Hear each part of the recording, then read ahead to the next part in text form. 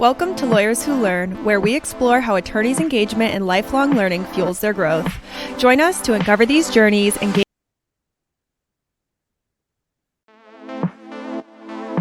Welcome to Lawyers Who Learn, where we explore how attorneys' engagement and lifelong learning fuels their growth. Join us to uncover these journeys and gain insights for your legal career.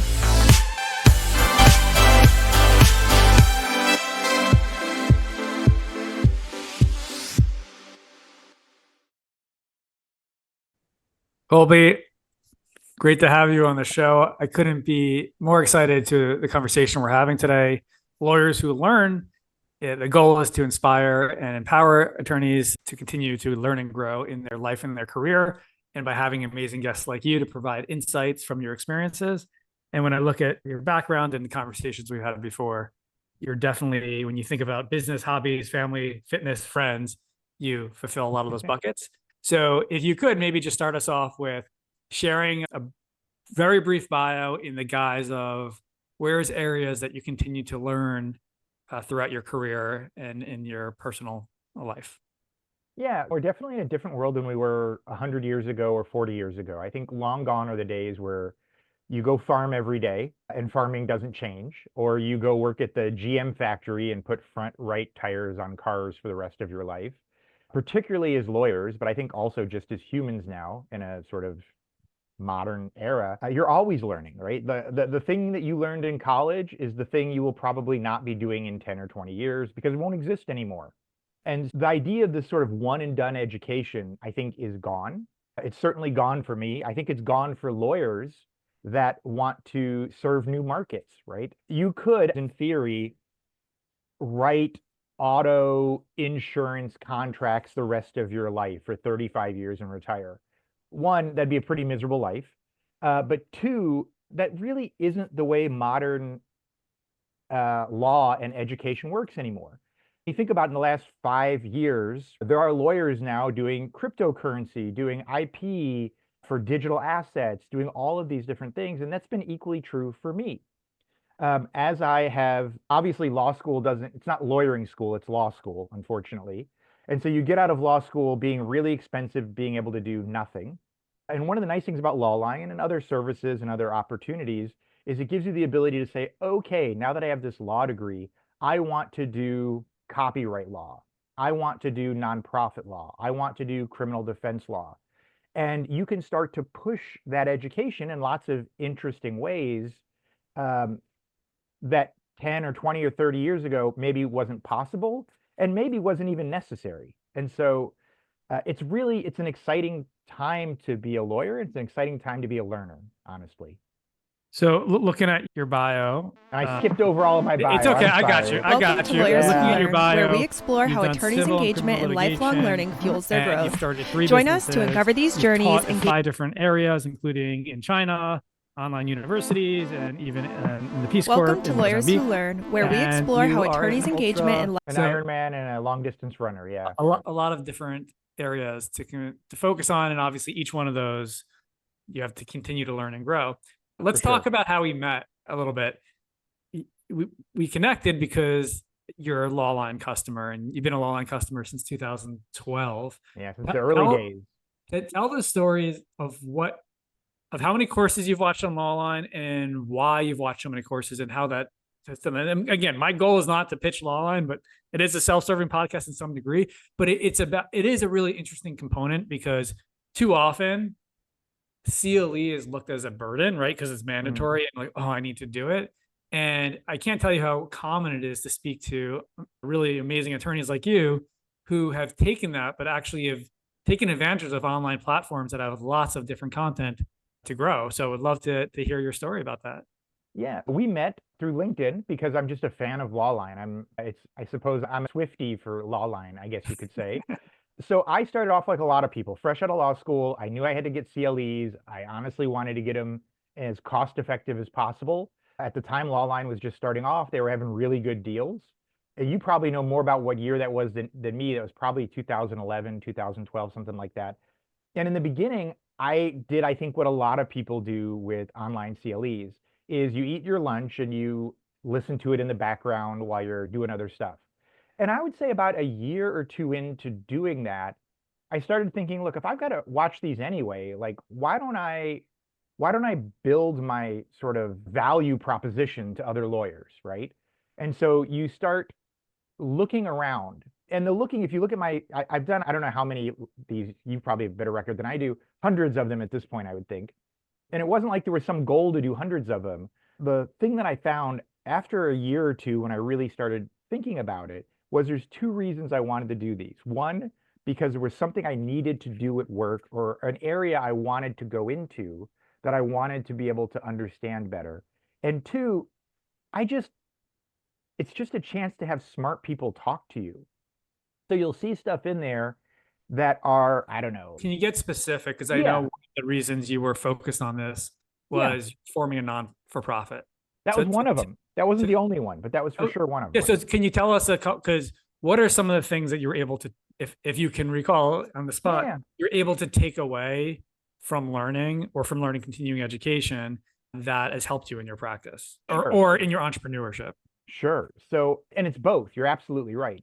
The most recent one was the nonprofit ones. I just consumed 15 or 20 hours, and I had a Word document open, and I took notes in a Word document of like step 1, step 2. Here's how you form a nonprofit and keep its books so that you're not in trouble, right? Here's how you do a board. Here are your conflicts of interest issues.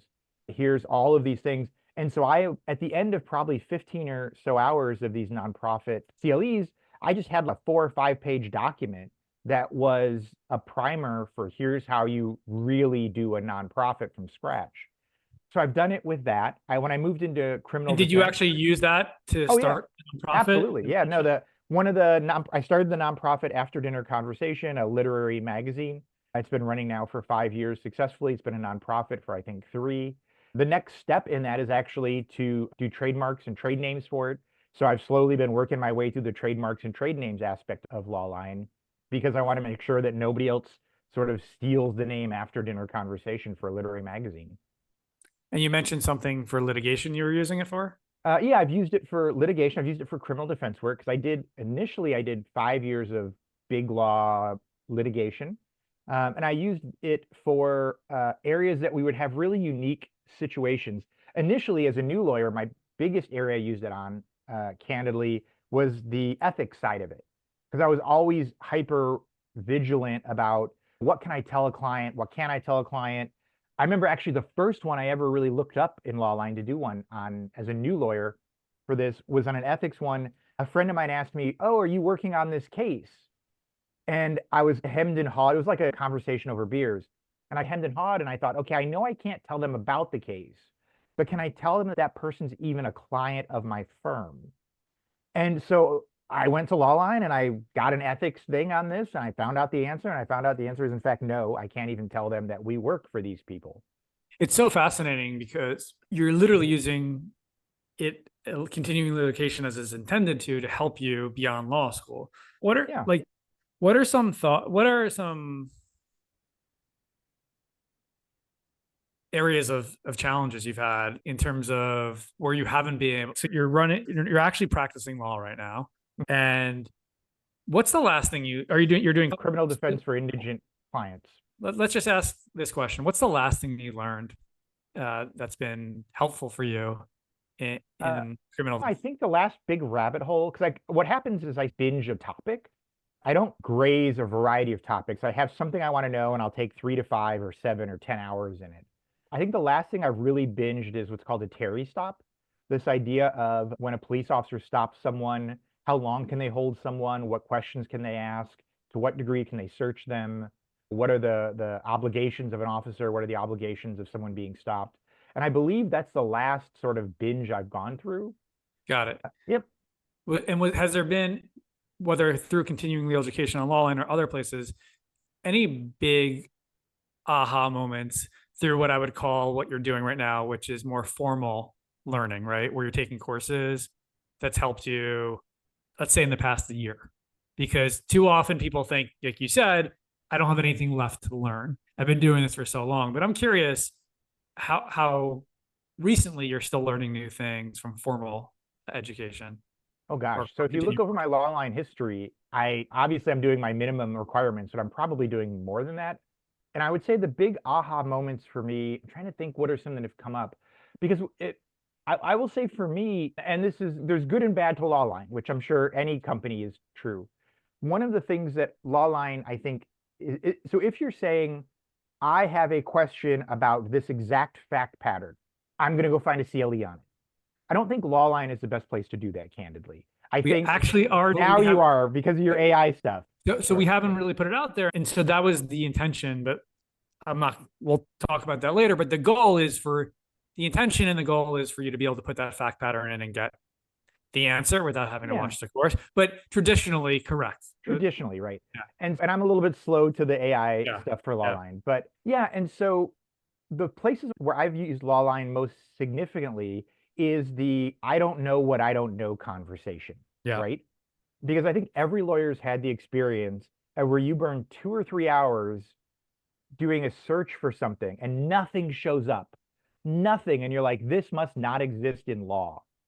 And then you either do a CLE, which is what I've done often, but sometimes you just stumble across and you're like, oh, the buzzword is Terry stop.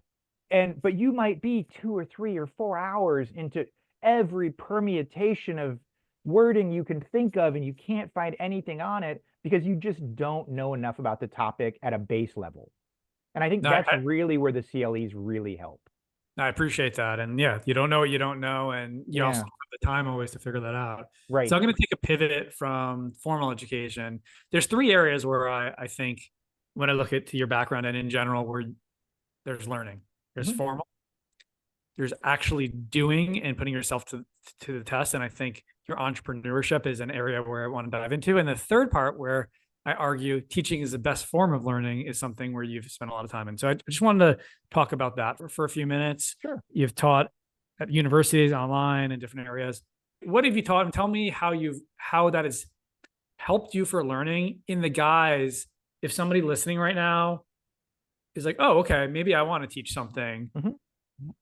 How has it helped you in growing, and how can it help them, and how should they go about that?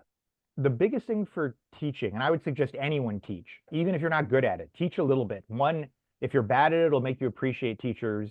And if you're good at it, you'll learn something. You might even teach something, but you'll certainly learn something.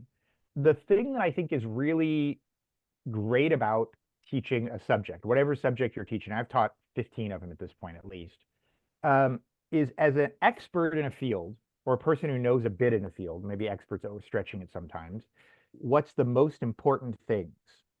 And so to you, the answers and the questions are limited. But to your students, all information is equally weighted. And so they will ask you questions, and they will want to talk about stuff that you haven't thought about, because the really important things here are on page 4, page 12, page 15, and bottom paragraph on 18. But the students will really be interested in what's on page 7. And so how does that help you? So sorry, go ahead. Yeah, and the way it helps you is it forces you to think about things that your expertise has selected for you to not be interested in.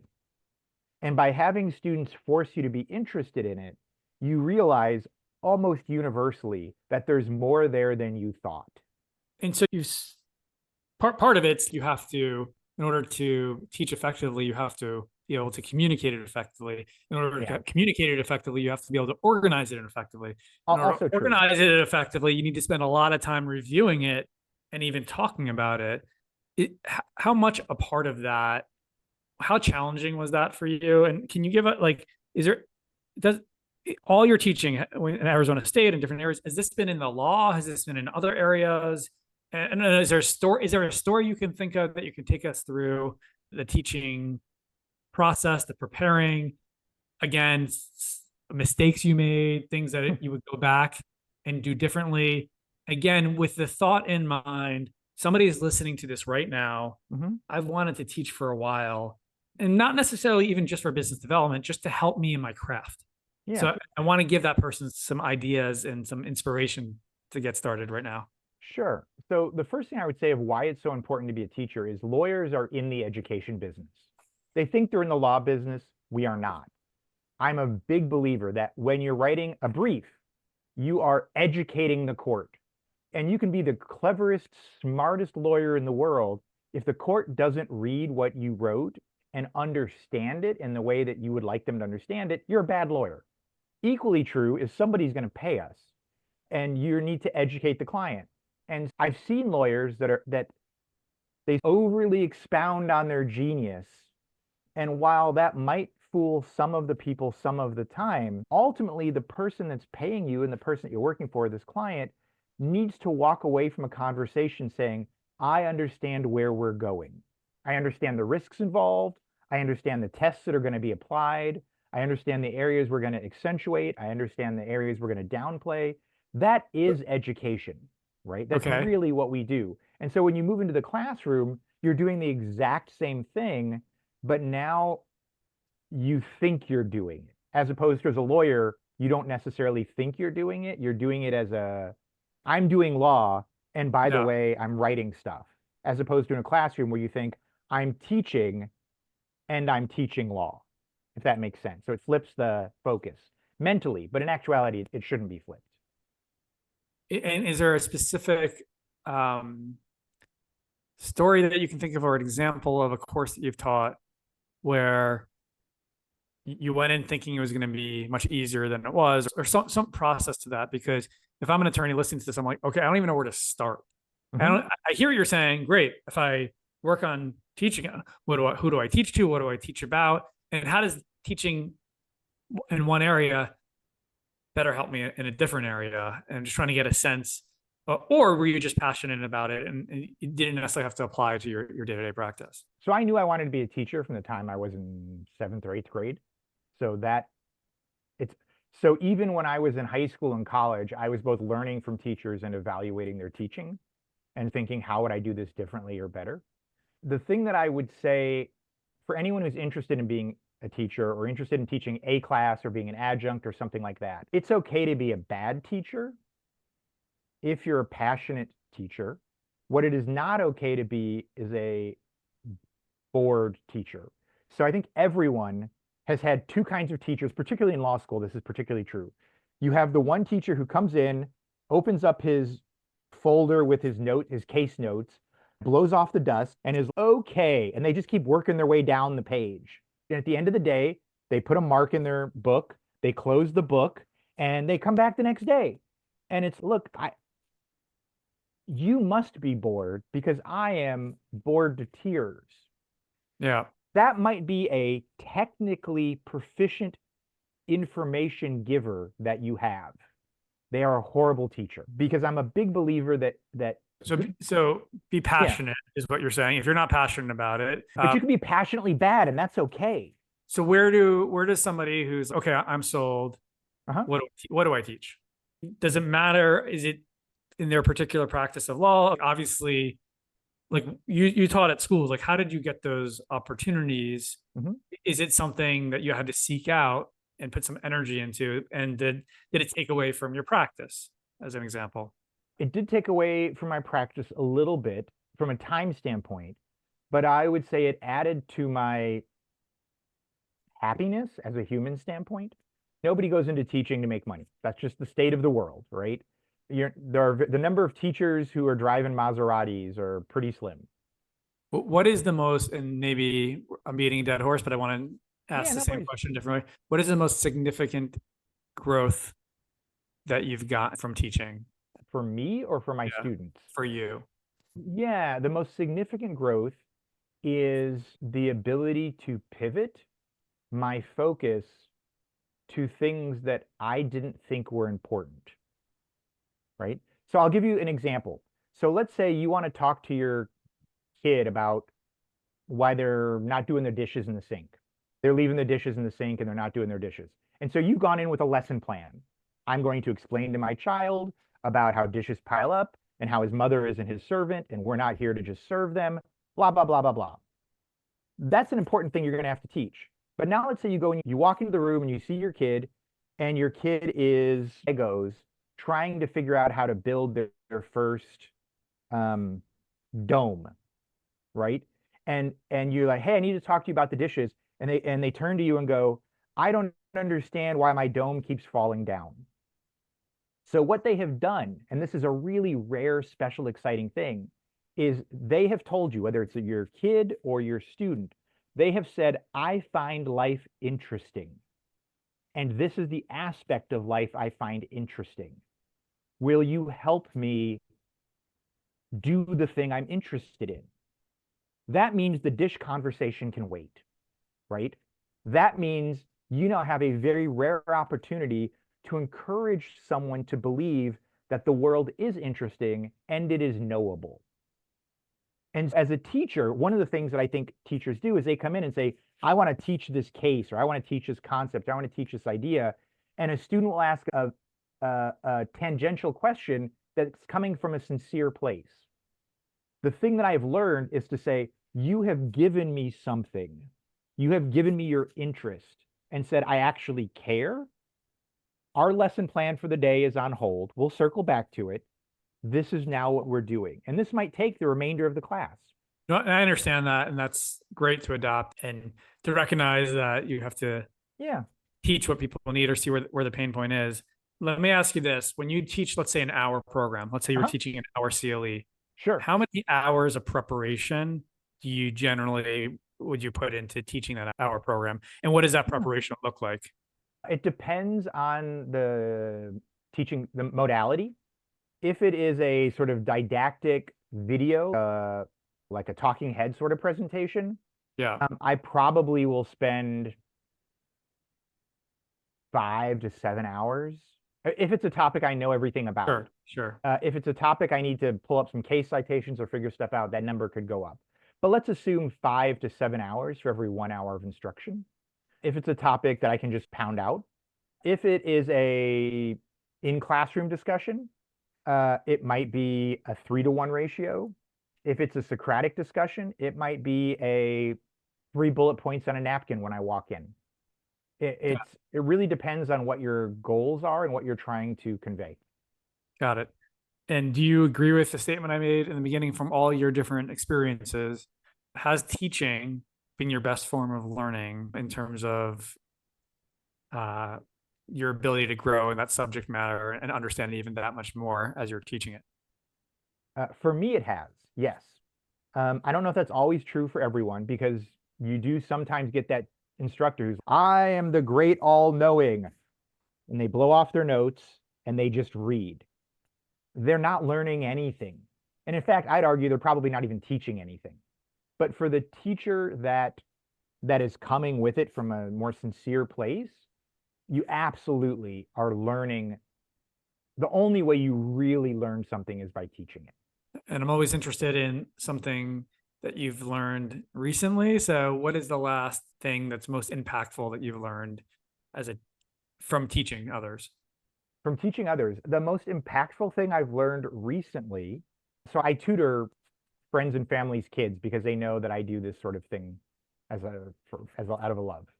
And I have a student right now, and we just finished Flowers for Algernon, and we're just starting Frankenstein.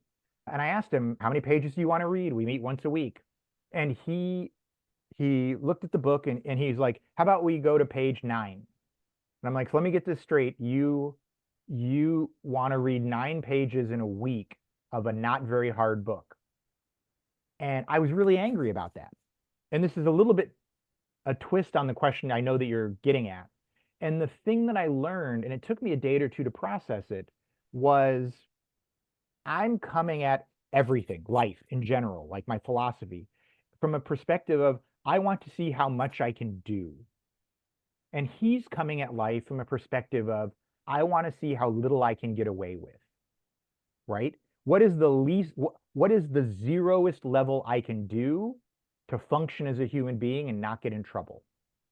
And the thing that I think that I learned was, one, that person even exists. It didn't even occur to me, because we all hang out with versions of ourselves.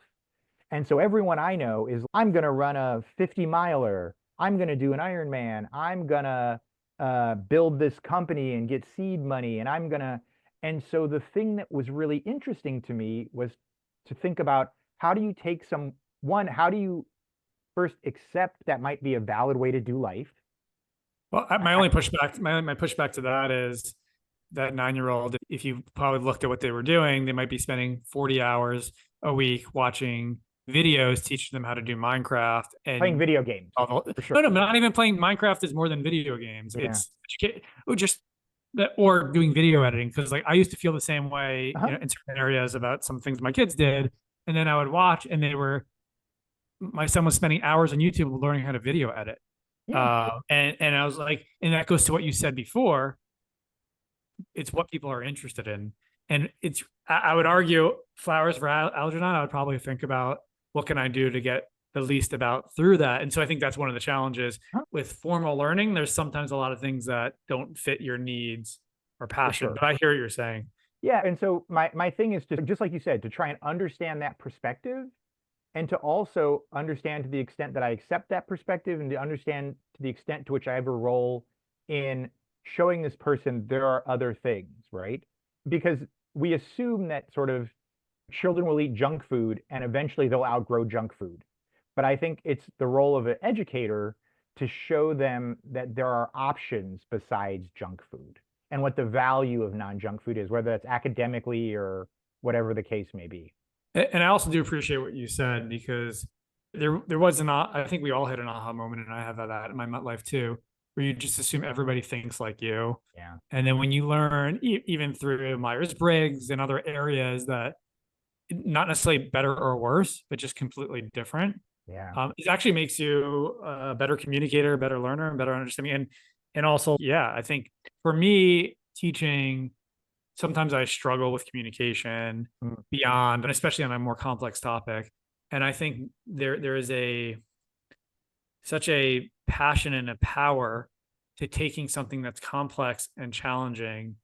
And I've done it so many times, especially mindset or leadership, where there's so much out there, and taking your own spin on it that can actually give action steps and put it forward, or especially on a legal topic. And that's what's so amazing. There's, I don't know, we have 30 practice areas, maybe 50 different topics. We have every state, and everything has a different take on it. And like I walk into a bookstore and I'm at home. I walk into Barnes and Nobles and I'm like, holy if I could just take all this, if I was AI, I need more life. I need more life. The Matrix. And so to me, that's the everlasting of, okay, as a lawyer, as an individual, how do we keep being inspired and empowered to not just do the mandatory component, but to even do what you did with mandatory education and take it to the next level, to do what you did with teaching and use that to help you to take the next level. And I want to touch quickly, because we're running out of time, on 2 other things. And we could probably talk for a whole day on all that you've done to learn and grow. One being entrepreneurship. To me, that's learning by doing. So tell us a little bit about after dinner convo, and just from a learning perspective, what can a lawyer who's listening take from some of the lessons and from the things that you've done in entrepreneurship, take and use in their career and their life? So I think the main thing I've learned as an entrepreneur, having done 3-4 different companies and a nonprofit now, is you start, and I think most lawyers often will do this, but I think it's worth saying, is you need to start from a perspective that everything is knowable, right? That whether that's how to change out your garbage disposal, how to fix an AC unit, how to write a contract, how to start a business or a nonprofit, everyone who charges you money for something is doing something, if you wanted to, you don't have to, you could learn. The world is knowable. And if we start from that standpoint, now maybe it's not time effective to know it, but it's at least knowable. Yeah. If we start from the perspective that everything is knowable with enough time on task, then what would you want to know and what would you want to do? And I think as an attorney, sometimes our focus is just, I need to bring in more revenue. Okay, that's fine. If that's your goal, there's nothing wrong with that goal, of course. So, okay, so let's assume that bringing in more money is a skill set that is knowable, if you're willing to learn it. What does that look like from a website standpoint, from a social media standpoint, from a client development standpoint, from a CLE standpoint? And that's not to say that you're not going to make mistakes. You for sure are. Like every time you are growing, you're failing, right? That's the whole point. When you say that, I think of, sorry to interrupt, but Yeah. is the book, I think it's, what is it, Mindset, where there's the growth mindset and the fixed mindset. And so that's another way of the growth mindset. Everything is, I love that. Wait, you said everything is knowable or everything is learned? Everything is knowable. No, So you can learn all of it. yeah. And so there's a component of there, what do you need to learn? What do you need to outsource? What do you need to hire somebody to do? How much time to go about that? And I assume, and also how do you, while you're learning, make a living? Right. How did you balance that with practicing law and starting a business on the side? I don't even care if the business was successful or not, because all that just takes time and energy. Sure. Were you working 15, 16, 18-hour days, 9-hour days? Like, how are you figuring out that the learning, the knowing, the growing, the testing? So the first thing I would say is if you are working 18-hour days, you're not going to do very good work. It's not going to work. If you are playing 18 hours a day, you're going to wish you had 19. And the first thing I would say for anyone wanting to start their own business, anyone wanting to pivot to something with an accent in law, is ask yourself, what would I do anyway? And the reason is because you're going to do it. Tell me, what do you mean? You're going to be doing a lot of it. You're going to be doing it all day. You're going to be doing it after your kids go to sleep. You're going to be doing it in the morning before the sun comes up. But give me an example. What do you mean? If it feels so, let's say you really like cycling and you want to open a bike shop. Okay. Right? I'm just picking something out of the air here.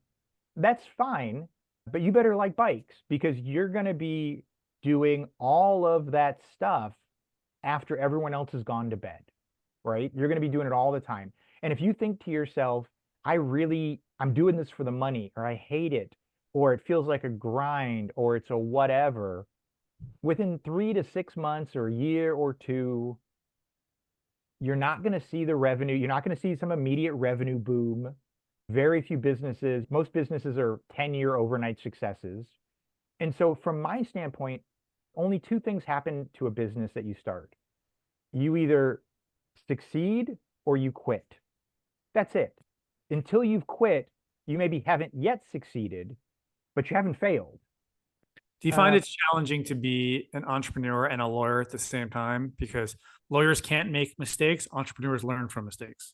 Yeah, that's a good point. I haven't thought about it. I think I tend to be conservative as a lawyer and reckless as an entrepreneur, I would say is probably true. Because for myself, I realize as a lawyer, I'm representing someone else and I'm representing someone else's interest, and they might not want me to be figuring it out. For example, I wouldn't start a nonprofit that was our example at the beginning of the podcast. I wouldn't tell someone, hey, I can do your nonprofit until I have done a nonprofit for myself first. I probably wouldn't tell someone that I would file their trade name and trademark until I filed a trade name and a trademark for myself. In that sense, the entrepreneurship very much accentuates the legal profession because it gives you the ability to try stuff where you're the client. Yeah, no, and I would agree with that myself. Even trying to do this podcast and getting going, I was rusty in a lot of the basic elements. And before I just outsourced to someone, do all the things that you need before you can actually do this interview. I said, I want to roll up my sleeves just like when I started LawLine. And it took a little, it was like trying to do something left-handed, even though I'm right-handed. But now when you look back, you're like, oh, that wasn't so hard. It's just the podcast, but there's 17 steps, because especially the thing that we're trying to do over time. One last question, and then I'm going to end on a lightning round with a few things. But anybody to me who is an Ironman or woman, and I don't know if you did the one in Hawaii. I don't know which one. I don't remember. My wife did the one in Hawaii. I've done two in Arizona. So that is the ultimate challenge. And there's obviously lots, but that was one of the ultimate challenges versus I've run 3 marathons, and that was a lot. And now I'm in my late 40s, and the thought of even doing a marathon again might be challenging. Why? But also, let's talk about from the learning perspective. What did you think you would have to learn going into it? What did you actually have to learn? And then looking back, what were some of the lessons you got? So lots of learning questions there. So take it as you want. So I also, for a while, I didn't start running until I was 41 or 42. And so I was late to running. So the age that you say is too old to run is the age I started. I would say the main thing I learned from long distance sports and from running and all this other stuff is that it's a really unique thing in that if you do it, you will get better. Basketball, look, I'm never going to be a great basketball player. I'm never going to be a great golfer. I'm never going to be a fill in the blank, whatever. I might be vaguely competent at it. But running is unique in that if you run, you will get better at running. You feel the same thing for guaranteed. swimming, Yeah, swimming and biking too? Yeah, for sure. Yeah. Because your body adapts to what you're doing. And now that doesn't mean it doesn't hurt. It does hurt. But, and here's the thing I really learned from these endurance sports is it's the practice of life, right? In life, whether it's a relationship, your marriage, your kids, your job, whatever, there will be times when you want to quit. And you need to practice not quitting. And so in the case of running, assuming you're not actually injuring yourself, it just hurts. And so I think the practice of learning to just not stop when it hurts it's anything else. The more you do it, the better you get at it. And I think that is a very transferable skill to everything in your life. Sure. Mental toughness, grit. Yeah. You know, I that's what I loved about. There's actually a great book called Grit about this very thing. For sure. Yeah. No, when I did the marathon training, which is nowhere near an Ironman, but the thing that I loved about it, they gave you a training plan. Mm-hmm. I had my goal, 26.2 miles. So the only thing I didn't have to worry about a plan. I didn't have to worry about what I was trying to do. All I had to worry about was being mentally tough and physically tough to get through the training. Yeah. And like your job is to not stop. That's it. But when's the last? That's equally true of law. That's equally true of entrepreneurship. That's equally true of relationships and a whole bunch of other things. Like your job is to not stop. When's the last Ironman you did? That's a great question. It's been, so we travel. I mentioned that I traveled with my wife for the last 3.5 years before coming back to America a year ago. I think it was about 4 or 5 years ago. I did a triathlon, an off-road triathlon, oddly enough, in Malta about a year ago. I'm signed up for a half marathon in January. So it never stops. You mentioned to me earlier before the podcast, nobody knows what you're talking about there, but we will keep them on the edge. If they do want to know, we will do another interview to talk about that because I, similar to you, moved abroad for 2 years with my wife and my family. And it was one of the best experiences of my life. And actually I have a book coming out about that experience. And I think doing that, let's just talk for a minute. Okay. More about to me, doing that completely changed our perspective on the world. And one of the things that we got out of it is people are people. Yeah. Whether we were in Morocco or Europe or anywhere other countries, or we met people from all over, people just want to live their lives. Yeah. And you forget that sometimes, like you can be completely different culture. And the other thing that was really great to see, especially with my kids who were really young, we moved, I asked them like 2 months into it, like, how was the experience for you so far?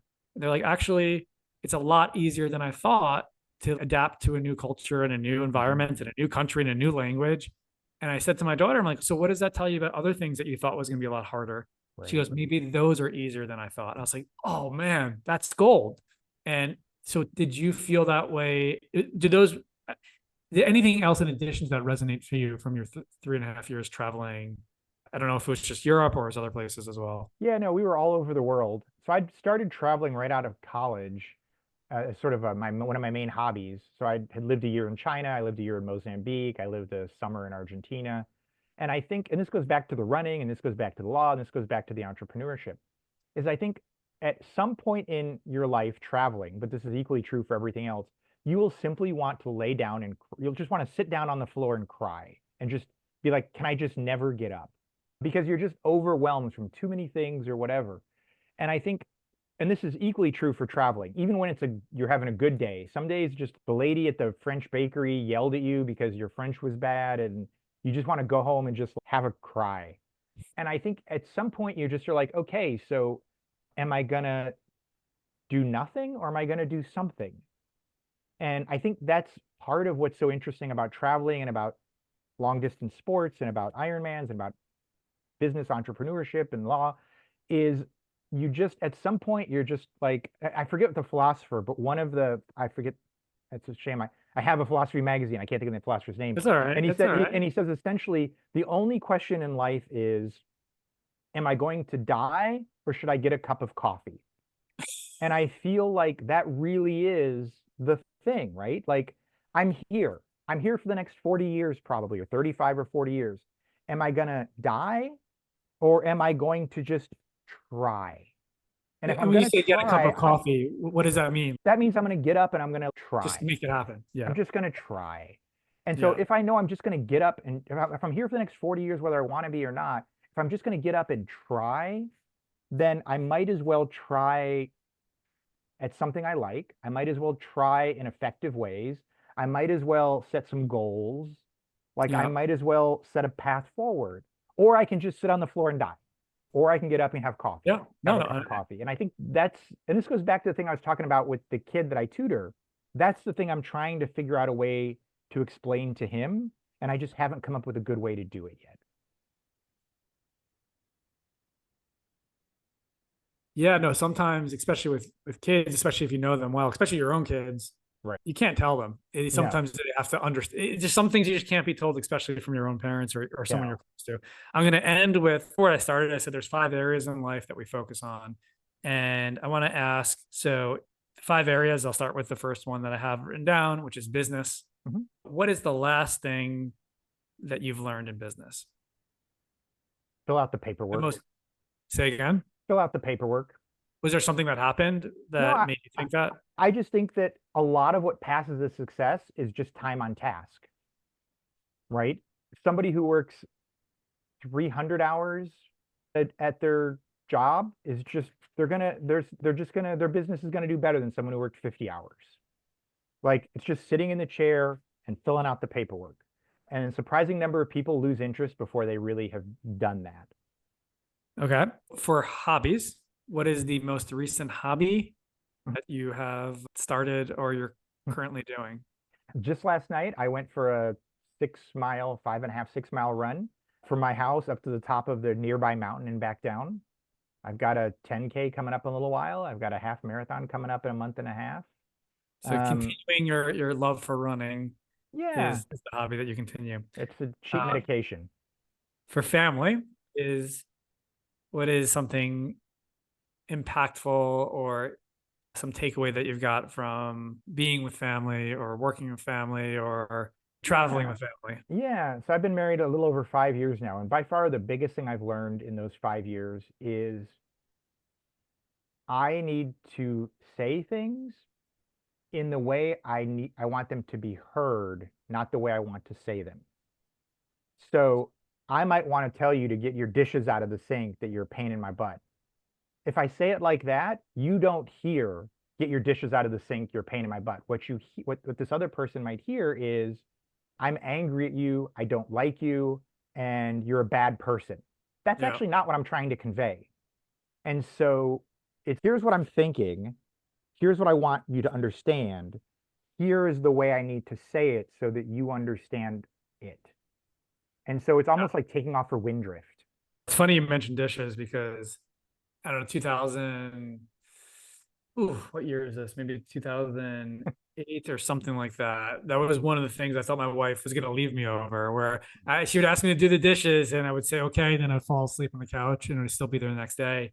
And I realized it's so much easier to just freaking do the dishes than anything else. And it just shifted entire our conversations when I did the dishes when I said I would. So dishes, and it's probably, and I'm just using that as an example. My wife's actually great about dishes, but here's the thing, like from her perspective, and I'm just guessing, it probably wasn't even about the dishes. It was probably about the way that was a tool to show how you respected her time. 100%. Like my thought was, she knows I'm busy and I'm trying to build a business. And what she heard was like, he cares more about his business than his commitments. Friends, what's a mistake or a lesson learned from something that happened with close friends, maybe in the past year, or something that stands out to you? I'm really a little bit odd in this, in that there are people that I genuinely get along with and I like. Once you've made the friend category, we're good. Like, I'm not keeping score anymore. I'm not putting it on a scale. I'm not deciding if it's worth my time. You call, I pick up. You need something, I'm there. That's that. The thing that I the mistake I made earlier in life, but I haven't, it's been a while now, but is to learn not everyone is friend material, and that's okay. Some people are acquaintance material, right? Some people are just business partners. Some people are associates. And that doesn't mean you don't treat them with respect. That doesn't mean you don't meet expectations and goals. That doesn't mean you do all the things. But that means when they want to tell you about their problem with their marriage, you go, I'm good. Like, I got to get going. Not because they're not a valuable human being. They're just not in that box in your life. And I think, No, I think that makes a lot of sense. Once I did that, my amount of unnecessary baggage I took on just dropped tremendously. And there's a lot of, on social media, a lot of jealousy when you see people you think who are maybe friends or acquaintances living a better life than you. So the last question I'm going to leave you on is the last thing I didn't mention was fitness, but you mentioned that in Power Your Hobbies. So there's a really great line that I learned where it's like, there's 5 things in life that we focus on: business, hobbies. It's really family, friends, fitness, business, hobbies, right? In whatever order. But the challenge is you can really only do 3 at any given time because there's just only so much time in the day. Maybe some people can, but generally you can only do 3. And I was curious, at this stage, at this moment, what are the 3 that you think you're focusing on between family, friends, fitness, business, and hobbies, if you had to choose those 3? I would say family, for sure, number 1 for me. Business, probably friends would be 3rd. Got it. Yep. And most of my friends know that. If you're friends with me, you know that I'm me. That's part of the deal. So you said family, business, friends. Family, business, friends. Got it. Yeah. Awesome. I love this. I learned a lot. And I'm trying to think in this conversation as you're talking. So one of the things that we're going to be doing, we're also going to be using our AI tools to help get the main points from this. But I think about this is, maybe we talked for 40 minutes. I'm always obsessed with how to get those golden nuggets, because there was a lot of them in here, from what you talked about, from continuing legal education to think about it. You got it. You're going to be doing the time anyway. You might as well do it to learn and grow. And I love the phrase, there's always something more to know. You can know anything. You just got to, the world is knowable. The world is knowable. The world is knowable. And just how you approached entrepreneurship and fitness and family, you got a lot that you've done. And certainly both me and you, we've talked about this before, like the next 15, 20 years will be even more exciting. And then in 20 years, we'll say that again. But certainly I really hope that my intention is for an attorney, aspiring attorney, or anyone really to be able to get one thing that they can apply, to recognize that if they haven't done anything in the past 12 months, the past 12 days, the past month even, to learn, to get up, to do something, to teach, to take a CLE course, to try a new hobby. And I think ultimately that's what I realize the intention of this is, how often people don't learn once they become established, right? Once they're past that early stages, and we run along. You have to be bad at something before you can be good at something. Yeah. And that stage hurts. And I see it every day from the course comments, that how many people who maybe came for CLE, but they left with a whole new perspective. And so my mission, there's 1 million attorneys in the US, is to get 1 million attorneys to be learning something new this month. So let's see how we can do that. Thank you for being on that mission with me. Thank you for your time. And we'll continue this. Great. Welcome to Lawyers Who Learn, where we explore how attorneys' engagement and lifelong learning fuels their growth. Join us to uncover these journeys and gain insights for your legal career.